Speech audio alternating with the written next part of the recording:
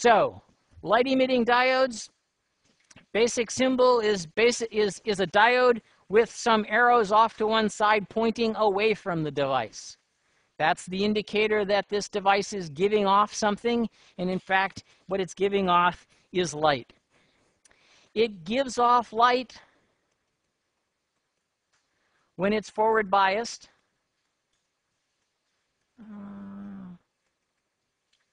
And conducting. So if I just put 0.2 of a volt of forward bias on it, that's not enough to get it to conduct. It's not going to make any light. When I get up to whatever its forward voltage is, and as we'll see, the forward voltage on LEDs varies dramatically. If I get up to that forward voltage, then current will flow, it will start conducting, and I will get light out of the device in proportion to how much current is flowing through the device. The device will have some nominal efficiency of conversion of current into light, and you just pump current through and get light out.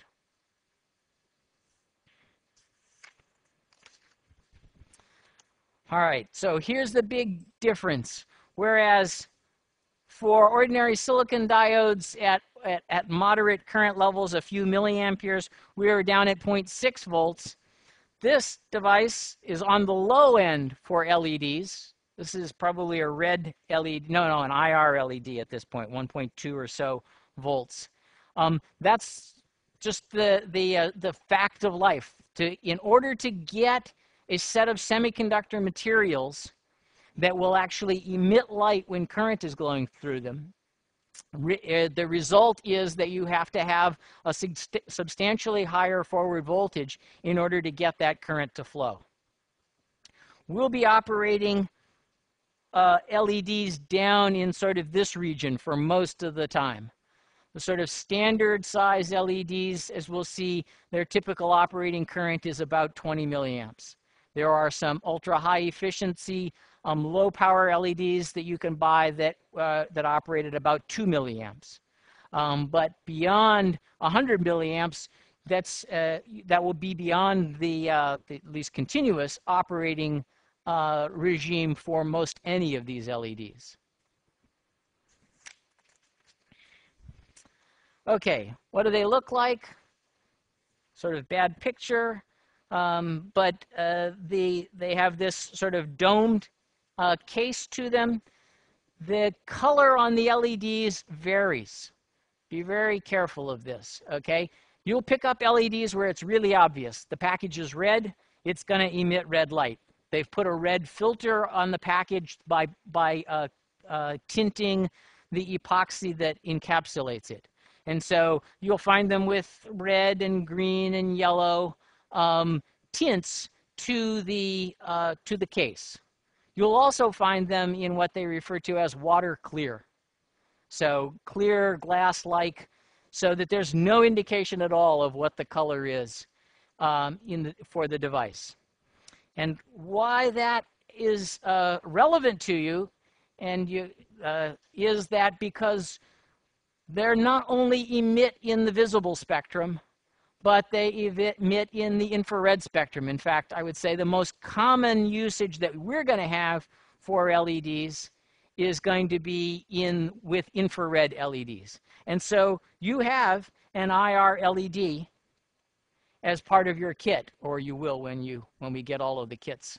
The IR LED that we give you is in fact in a water clear package.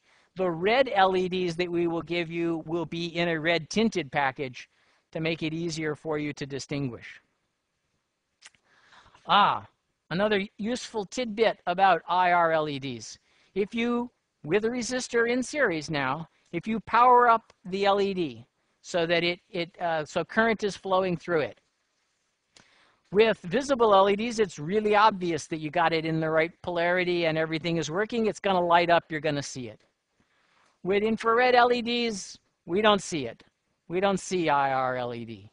But you probably all have something in your pocket that does. Cell phone cameras are sensitive to LEDs, or sensitive to IR radiation. So if you're working with an IR LED and you're not sure you got it on, whip your cell phone out and point it at the LED. If it's on, it'll be a glowing spot on your phone camera. Okay, package. This is what's referred to sort of the size LEDs that you're going to get in your kit are T1 1 3/4. Let's make that clearer. 1 3/4. That's the size. They're about 5 millimeters in diameter.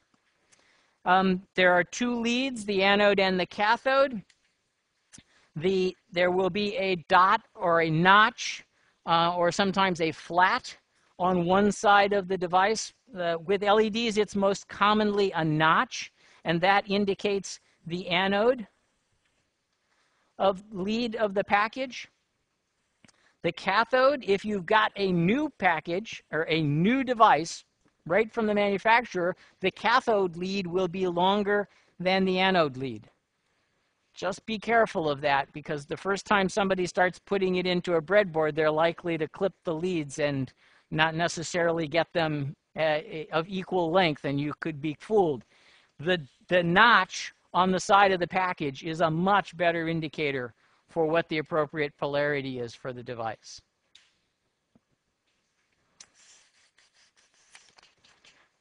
Okay, specifications.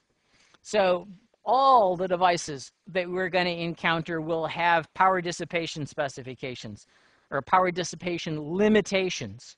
So for this particular LED, it's limited to 100 milliamps, or excuse me, milliwatts of power dissipation and a maximum pulse current. So this is a peak forward current of 200 milliamps. So on the next page, you'll see that VF is way more than half a volt. So you can't operate this device within the power dissipation limits and run it continuously at 200 milliamps. 40 milliamps is where it's rated to run continuously. And when we get to the forward voltage, you'll see that even that's a little bit conservative, because we've got a 100 milliwatt power dissipation limit, 40 milliamps of current, or 40 milliamps of current. That would allow for up to 2.5 volts of forward voltage. It's not quite that high. Something else to watch for, reverse voltage. It's not very good at blocking reverse voltages. So really don't try and use it as a reverse blocking device. It's only good for 4 volts. You've got 5. That's going to be the standard voltage there. Whenever you're putting an LED into a circuit, make sure that you've got a substantial resistor in series with it, so that you are going to limit the current flow through the device and prevent damage to it.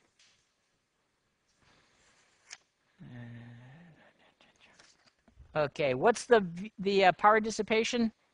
How do you calculate how much power is being dissipated in an LED? VI? Pardon? Yeah? What's VI? No, it's a V, but we don't talk about it as VI. Anybody? Yeah, but there's a specific place that I've been talking, or a specific name I've been calling that. Forward voltage, yes. So V sub F is the spec that you want to be looking for to figure out what the forward voltage is. So they're saying that their maximum forward voltage is 2.4 volts, and the maximum continuous current was 40 milliamps. So they're actually, that combination is more conservative than their 100 milliwatts of power dissipation. Okay, so typically this is for a red LED. Typically, we're looking at 1.8 forward voltage, but it could be as high as 2.4. With some devices, they actually sort them according to their VF, and so this is a pretty wide range. And for this particular device, they don't bother to sort them. But if you see something talking about bins, bin A, bin B, bin C, typically what that is they have sorted the devices, and they'll give you, say, typically 1.8, max 1.9, min 1.7, and that'll be bin A. And then bin B will have a slightly different set of specs. And so if you're looking to try and match, for example, a whole bunch of devices to provide a uniform level of illumination, then you want to look for devices that have been binned and therefore have much more tightly controlled specs within that bin. You'll pay a little bit of a premium for that, but not dramatic.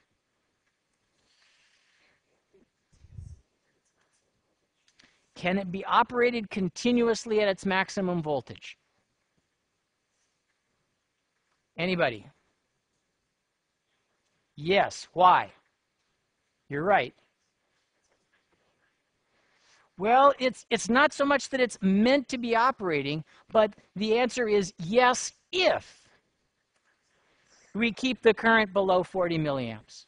If we keep the current below 40 milliamps and the diode that we happen to have has 2.4 volts of voltage drop. Now remember, this is not something that you get to pick. This spec, this VF, that's a characteristic of the device.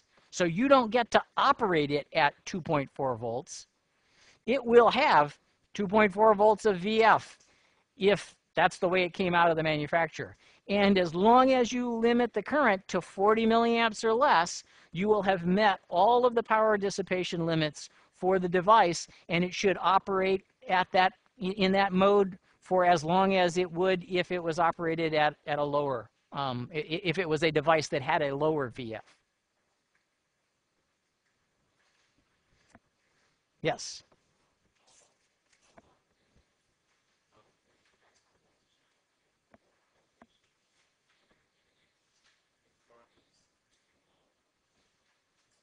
Even if the current is too low.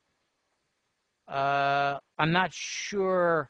They're saying that if you put 20 milliamps through the device, and you need to watch these things, folks, the test conditions often have really critical information in them. At 20 milliamps, they're claiming, not just claiming, they're guaranteeing that no device that they deliver to you when you put 20 milliamps of current through it will exhibit more than 2.4 volts of VF. It's a guarantee by the manufacturer. If you got a batch and you randomly pulled one out and plugged it into a test setup where you put 20 milliamps in it and you got 2.5 volts, the manufacturers, the part of the contract that you have with the manufacturer to buy them to these specifications allows you to send the whole batch back. And so they're really careful about that. I've yet to find anybody who's found parts, in modern times at least, that are out of spec. They're very good about controlling this before it leaves the factory. So question back there, or?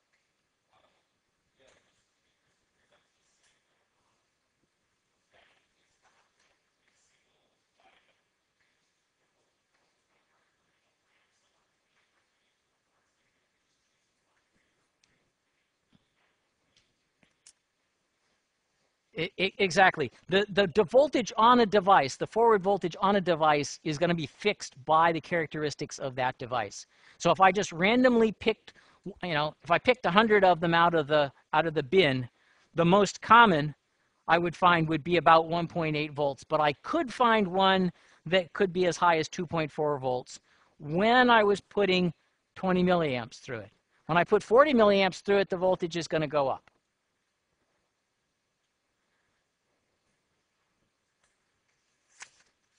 All right, so I wasn't paying close attention and we ran past the 1 hour, so let's do our quick stretch break and then we'll come back and talk about the differences with IR LEDs.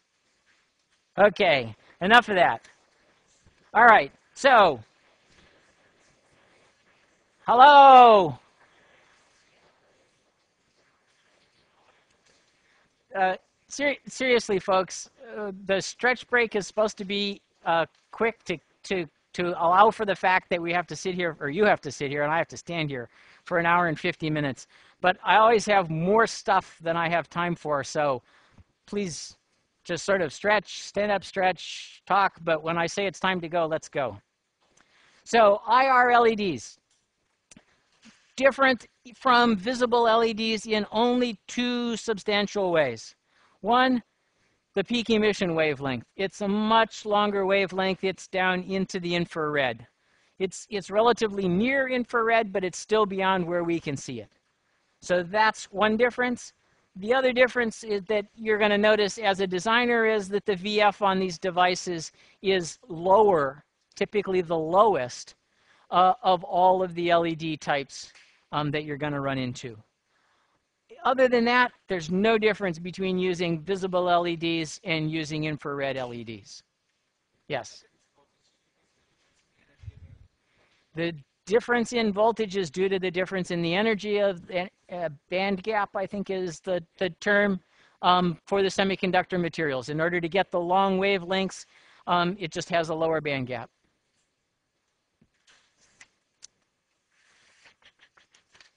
Okay, so here's the subtle table. So that shows you going from infrared down in wavelength. And as you go down in wavelength, you go up in voltage that's required in order to produce the different colors. I left a blank here for white LEDs. Anybody know how they make white LEDs? And yes? All right. All right. So yes, there are two different ways that people make white LEDs, depending on what you're trying for. There is the put multiple LEDs in a package, and you would think that based on sort of light physics that you'd need a red and a green and a blue LED. That's all you would need. But in point of fact, and so it ought to cost about 3 times what one LED costs. Well, or at least the summation. But it really ends up being more like 5 times because the reds are so much more efficient that you end up needing, if I remember, 2 greens and 2 yellows and 1 red in order to be able to get enough of the greens and yellows to actually make something that looks white. But having done that, you not just only have a white LED, you have any color LED you want. You adjust the amount of current that you're putting through those the 3 colors of LED, and you can make any color that you want with it. The more common white LEDs that you find in flashlights these days, for example, are made using the blue or in ultraviolet emitting LED, and with the inside of the dome is coated with a phosphor, so we don't have fluorescent. Yeah, these are compact fluorescents, but so they're much like fluorescent lights in that the light that you see is actually being emitted from the phosphor. The LED provides the excitation photons that strike the phosphor, which then re-emits them across the spectrum, and we get white light out of a very narrow LED emission spectrum. Yes? Have better color resolution. Oh yes, absolutely. Whenever the phosphors you have, they all emit at a range of peaks. But for a tricolor LED, they will only have 1 peak, but you just get to tune where it is.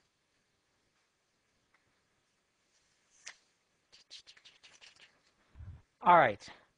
Any other questions about diodes of any flavor? So we're about to move off of diodes into transistors.